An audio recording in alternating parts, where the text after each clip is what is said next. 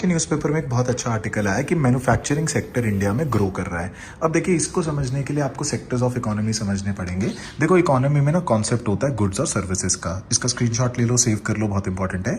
Goods वो tangible assets होते हैं जिसे आप देख सकते हो, फील कर सकते हो, जो कोई दूसरा इकोनॉमिक एक्टर को वैल्यूएबल लगता है, तो इसलिए उसके लिए वो पैसे देने के लिए रेडी हो जाता है। तो ए बी को गुड देता है, बी को वैल्यूएबल लगता है तो वो पैसे दे देता है। सिमिलरली सर्विसेज, इकोनॉमी में दो ही चीजें होती हैं, रिसोर्सेज, गुड्स और सर्विसेज।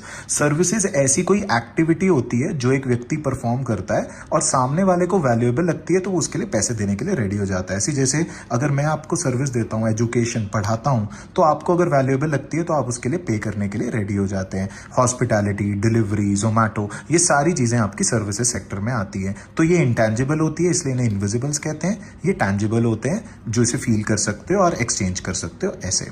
अब आपको ये देखना है कि सेक्टर्स ऑफ इकोनॉमी कैसे होता है, क्योंकि आज के आर्टिकल में लिखा है मैन्युफैक्चरिंग ग्रो कर गया।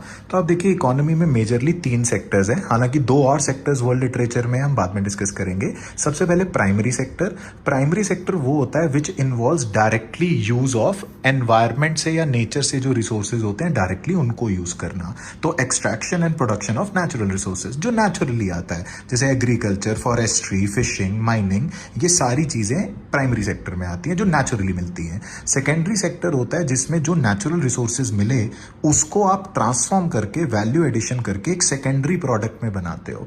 तो लेट्स से आपको वुड मिला, वो है प्राइमरी सेक्टर। वुड से आपने एक इंडस्ट्री के अंदर ट्रांसफॉर्म करके उसका फर्नीचर बना दिया, that is a secondary sector. तो आप देखिए, इसको आप ऐसे भी समझ सकते हो। ये एग्जांपल है apple, sugar cane, primary sector, उसको इंडस्ट्री में कन्वर्ट करके जूस या इसमें कन्वर्ट कर देना, ये आपका सेकेंडरी सेक्टर हो जाता है। तो इसीलिए इसे इंडस्ट्रियल सेक्टर भी कहते हैं और उसका मेजर कॉम्पोनेंट होता है मैन्युफैक्चरिंग। और भी एग्जांपल है जैसे कंस्ट्रक्शन।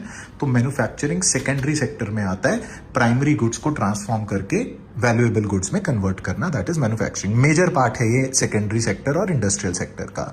फिर टर्शरी सेक्टर में सर्विसेज आ जाती हैं, तो इन दोनों में गुड्स आ गया और जो बच गई सर्विसेज, जो भी एजुकेशन, ट्रांसपोर्टेशन, ट्रेड, वो सारी सर्विसेज के अंदर आ जाती हैं। तो ये 3 सेक्टर्स हैं इकोनॉमी में। स्क्रीनशॉट ले लो, बहुत इंपॉर्टेंट है।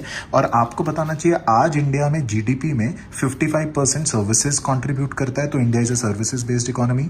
25.3 इंडस्ट्री करता है और प्राइमरी सेक्टर 19.37 करता है। पर आप देखिए, इतने कम पैसे जनरेट करता है पर पॉपुलेशन 46% इस पर डिपेंडेंट है। तो ये इंडिया की एक आयरनी है जो चल रही है, बट आप इसका स्क्रीनशॉट ले लें, it is very very important. और ये आर्टिकल पढ़ लें, अच्छा है।